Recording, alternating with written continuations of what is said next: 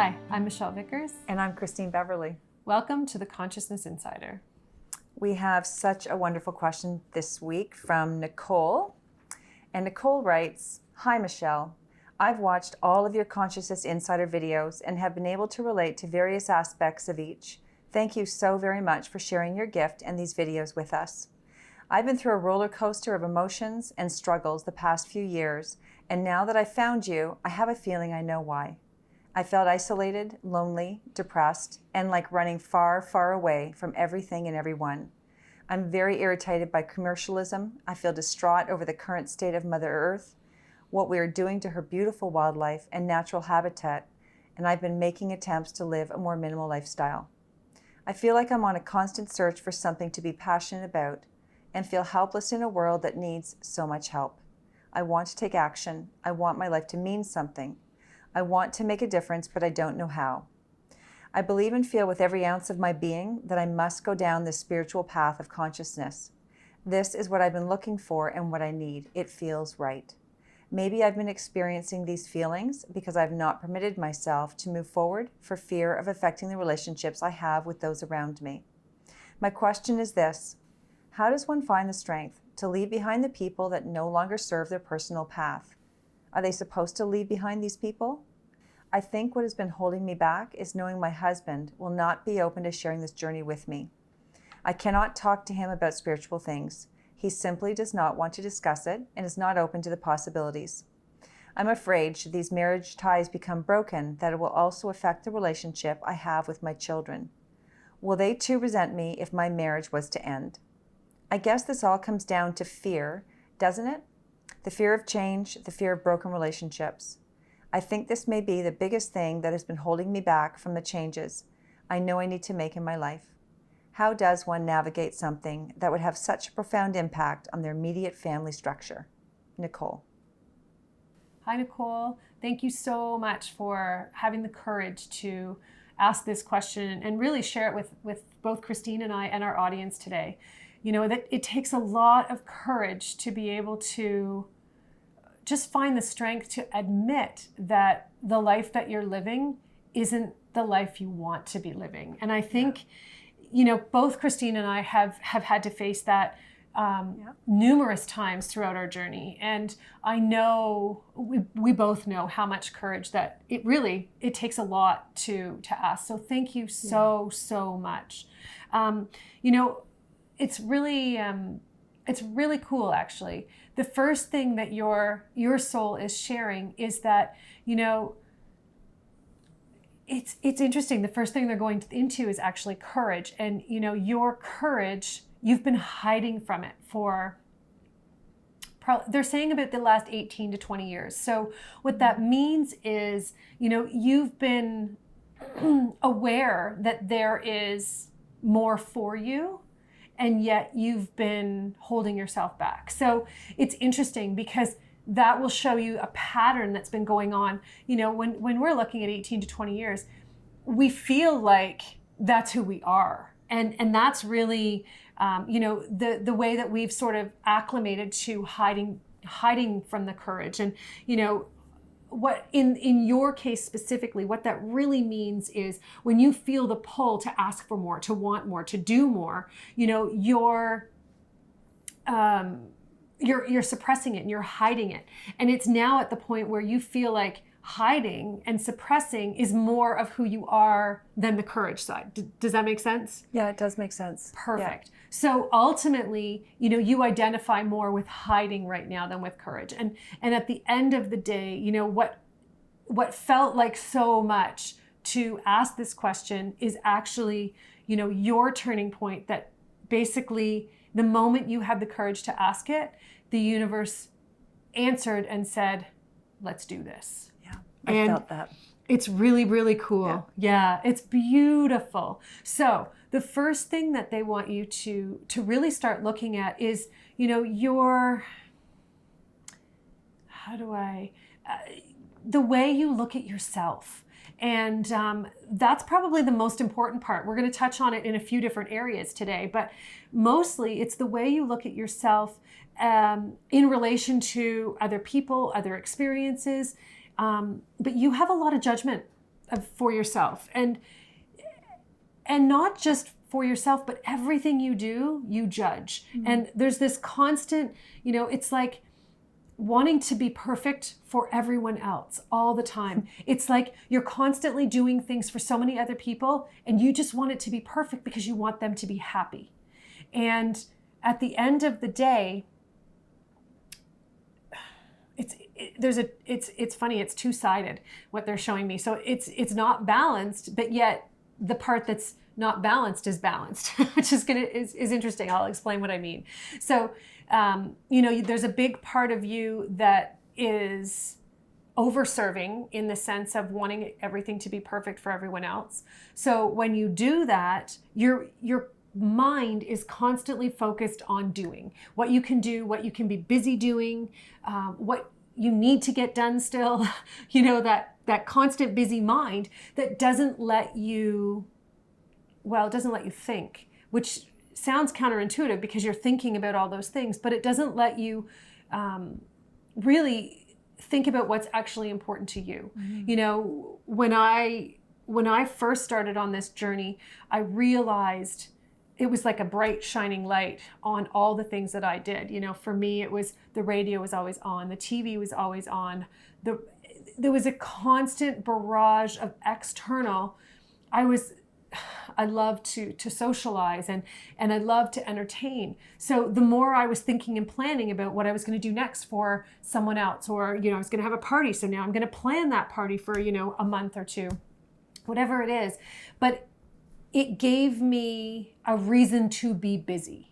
And that's what they're showing me, is that you had this reason to be busy. So you don't end up having the time or the opportunity because your brain is so consumed. It doesn't really matter what capacity it's in, but they're showing me that for you in particular, it's your family that keeps you busy, that keeps you on your toes, that, it's constantly keeping you running here and there, and your children and, all the different extensions. There's always someone who wants something from you. And, that's the dynamic that you're going to have a hard time breaking. And what I mean by that is you're going to, first of all, have to learn to say no. And there's a reason for that, okay? Because here's the thing. If you keep doing everything for everyone else, they don't have to do it themselves, right? Christine's I might know a thing or two about that. She's very familiar with that dynamic. And at the end of the day, it's so important to let other people learn how to do what they need to learn how to do to become who they're meant to be. So this is the thing, is if you imagine, all of you and your family, you're going down the highway, but you're all in your own lane. It's not your job to decide how fast they go and where they turn off. It's your job to decide where you're going, how fast, the speed that you're going to go. You go with the speed that you're comfortable with. If someone else wants to pass you, let them pass. If someone else wants to get off the highway or you want to get off and have a break, it's fine. It's your job to decide for you. And that's the really cool thing is I think that as a society, I can feel it's like we get so caught up in not wanting to leave anyone, it's like this feeling like we're leaving them and we don't want to leave anyone left behind. And the reality is we end up making a lot of mistakes. We end up overcorrecting. We also end up over-controlling and over-helping. And then what happens is that the humans that we are trying to help, we're not helping them at all. We are facilitating them staying exactly the same and not moving at all and not evolving into the people that they're meant to be. So it's really important. It doesn't matter what age your children are. It doesn't matter what your children are into or who they are as individuals. It's so important for you to lead your life and empower yourself and to focus on what's important to you, because then what you teach your children is for them to focus on what's important to them. Because here's the thing, you are doing this because you were taught how to do this by your parents. And on your mother's side, we're going back 8 or 9 generations. It's been 7 generations strong, which means for the last 7 generations, there is no, what's the word I'm looking for? It's the energy. It's so thick. It's like nothing is going to deter you from helping your children and doing everything you can to make them who you want them to be. But you forgot to let them be who they're meant to be, which is different than wanting them to be who you want them to be, right? Like, that's such a huge shift in how you approach and be with your children. Yeah. That's huge. So many people want their children to be successful, and they forget that it's their children's job to learn, to grow, and to evolve with however they want to. And, you know, it's not like it was purposely set out. You know, you came by this honestly, and what really affected you the most was, you know, your mother as a young child. You know, your mother was rock solid in her unwavering commitment to being there for you. And as much as that feels like it's a great thing, she never gave you the space and the room to figure it out yourself. Make sense? Absolutely makes perfect sense. Yeah. So if, you know, and so now you're going to have to learn how to figure it out now. And that's so cool. You're finally ready. And the fact that you also are aware, you know, of the dynamics between you and your husband. Here's the thing. You are vibrating that, that energy of just wanting to make things perfect. So was he. And of course, that's how you came together. That's what attracted you to each other, that same dynamic. And now you want to change and you want to grow beyond that dynamic. He's not ready and he hasn't decided to. But here's the thing. It's that same going back to the lane. You and your husband on the highway, be in your own lane. It doesn't mean you're leading your own life. It means that you allow yourself to grow and you allow yourself to follow what feeds your heart. It doesn't mean you're leaving him behind. It means that when you're present with him, you now have so much more to offer him because you're offering yourself so much more when you're with you. Does that make sense? It absolutely does. Yep. That's awesome. Yes. Yeah. So really, what you want to be doing right now is really figuring out who you are. And I know that so many people always say to me, you know, Michelle, where do I even start? Like, I've never done this before. You know, I'm in my 50s or my 40s or my 60s, and I've never done this. Like, here's the reality. You have to let yourself look at life from the perspective of a toddler. And I know that your brain is like, what? Your brain does not want to accept that, you know, you want to treat yourself like a child. But here's the reality. With a toddler, do you get angry at them when they fall when they're learning to walk? No, you encourage them and you let them be where they are so that they can get up and they can move and they can do whatever it is that they need to do in their own time, right? You know, so it's basically what I mean by treating yourself like a child is giving yourself the time and the freedom to explore all the things that make you so happy. So no judgment, no agenda. And that's what they keep showing me. So you love to plan and you love to organize, you know, what you're going to be doing for everyone else. Here's the thing.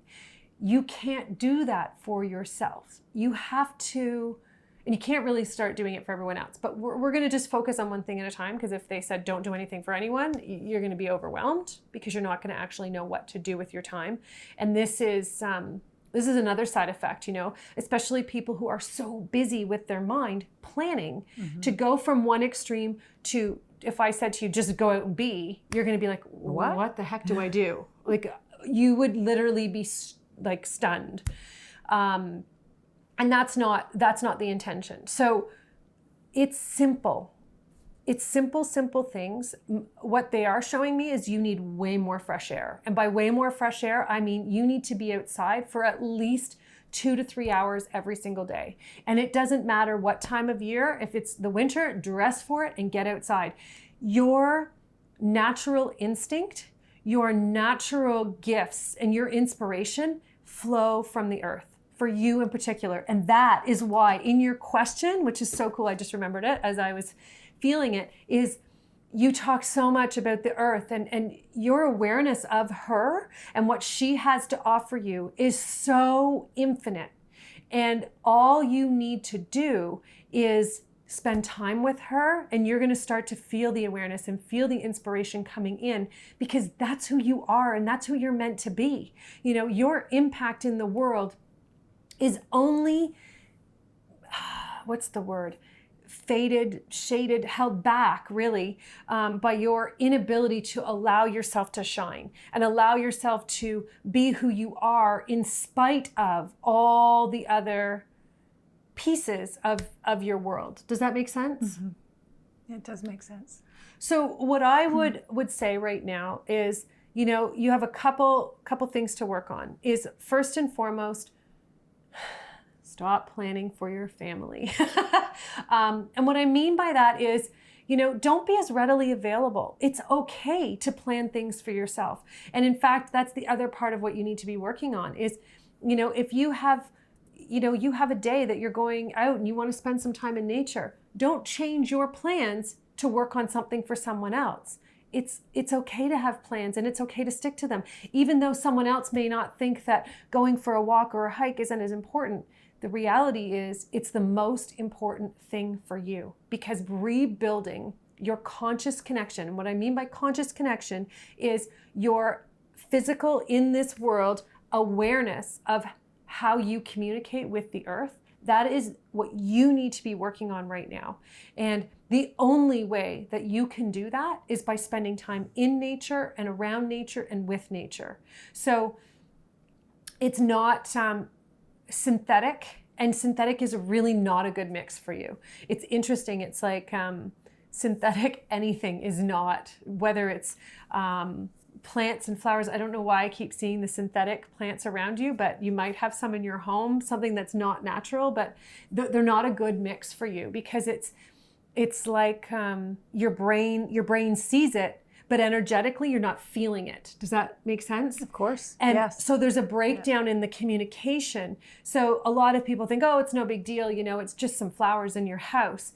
But everything matters. Mm-hmm. Everything counts. And especially for you, where it comes to the earth, everything counts. Everything matters. So, you know, just go through your home. Notice the things that you've said, oh, it's no big deal before, and just start moving things out that don't resonate with you and how you want to feel every single day. Because, you know, what they're really showing is that in order for you to cultivate your own awareness, to really work on that connection that you have with yourself and with the universe, and becoming aware of you know, who you are and the gifts that you have to offer and to give, not the things that you've been taught to do and the person that you've been taught to do, but really that meaty stuff that's going to, you know, change other people's lives. The only way that you can find that is by cultivating this awareness and cultivating your relationship with the earth. And ultimately, as you do that, you're going to discover more of who you are. And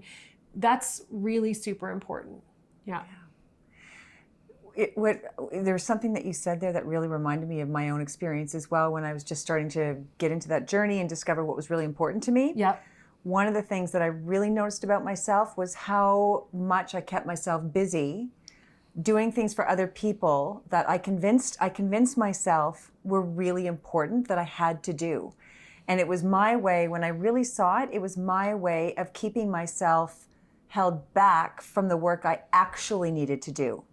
Magic, right? And that's where the courage came in. Yes. Was first seeing what I was doing, getting really clear on what was actually important for me in my journey, and then allowing myself and giving myself the permission, but allowing myself to start making choices that were best for me, completely free from how anybody else was going to respond to them or what impact it would have. It's not making choices in spite of others. It was just staying focused on making choices that were best for me. And I had to allow myself to do that.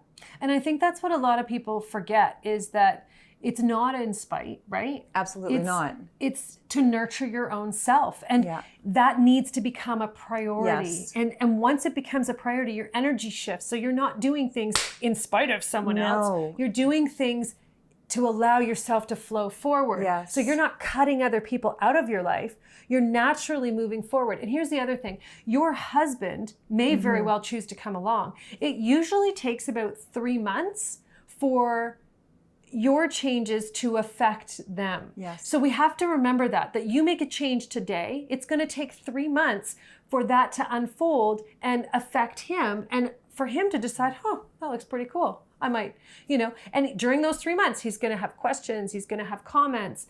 But remember, okay, when there's anger that's coming at you, it's his fear. And 99% of that time, it's his fear that, oh my gosh, what's she doing without me? Am I going to be left behind? Yes. It isn't his fear that, you're going to be thought of as crazy. That's not what it is. It's that his fear in particular, actually, your husband, it's really cool.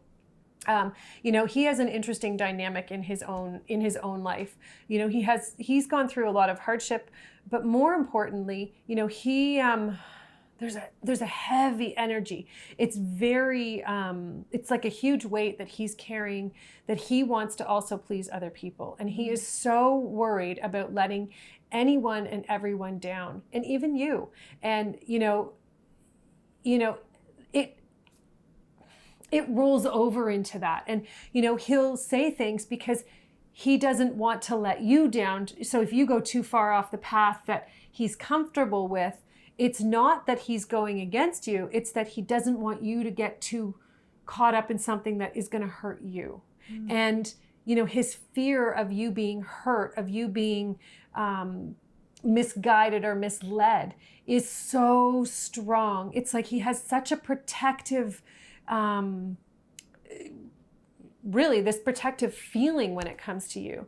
So what you really want to be doing is allowing yourself to just focus on what's right for you, and remember to treat him with kindness and love and respect, and let him be where he is. Don't need him to be where you are, and also don't need him to understand where you are, because that's the biggest mistake that most of us make, is we think that other people need to understand where we are, and that's where we end up hurting ourselves, because we have an expectation that we've set for that person, which at the end of the day is completely inappropriate. It's not your job to tell him where he needs to be. Going back to that highway, right? And all the lanes. Let him be in his lane. Let him choose when he's going to accelerate, when he's going to hit the brakes, when he's going to take a break. It's your job to decide what you're going to do with your life. And it doesn't, a lot of people, they think, oh, we're in a marriage, we need to do everything together, we need to do it this way, we have goals we're working towards. If you are working towards nurturing and really allowing and cultivating your own sense of self, you create a space for every other person in your life to do the same. You're not cutting anyone out. You're not hurting anyone. You are actually creating a space for so much joy and potential for every single person that you connect with. It's about allowing yourself to feel that potential and use that potential as your guide for every time you have to do something that goes against what you've been doing for so long. So you're going towards your new goal, which is creating potential, creating opportunity, and allowing yourself to become who you are, which means you're going to be saying no to the things you used to say yes to. They're going to feel uncomfortable, and you are going to feel uncomfortable too. It's just because your mind is so used to saying yes, but it doesn't mean that it's uncomfortable bad. It means you're uncomfortable good, because you're changing and you're moving in the right direction. Make sense? It does. Yeah, it really does. And a couple of tools that maybe might be helpful that we can reference. The last episode that we had from Stephanie, because Nicole said that she's been watching all of the episodes. Yep. The last episode was Stephanie the definition of respect and allowing others to have their own journey. So episode 18. Episode 18. Perfect. Yeah, that might be a great one. And then in your book, talking all about how you describe compassion and respect yes. and believe. Yes, respect and compassion, the different chapters on that might be Awesome. really helpful as well. Awesome. Yeah. Perfect. Thank you so, so much, Nicole, for having the courage to ask your question today. And I'm celebrating you today. I'm celebrating you and the choices that you're making, and your soul is so, so excited and so happy to, even have the opportunity to discover more of what you're capable of and more of your potential. So cheers. Thank you so much. Thank you so much, Nicole, for asking your question. It was wonderful, the journey that you're embarking on. Tremendous courage. Really enjoyed hearing Michelle's answers to all of it as well. And thank you to everyone who watched our episode. If you have a question that you'd like Michelle to respond to, please visit the michellevickers.com website on the Consciousness Insider page. And at the bottom, there's a form for you to fill out and submit your question. Thank you. Thanks so much. Have a great week. Bye-bye. Bye now.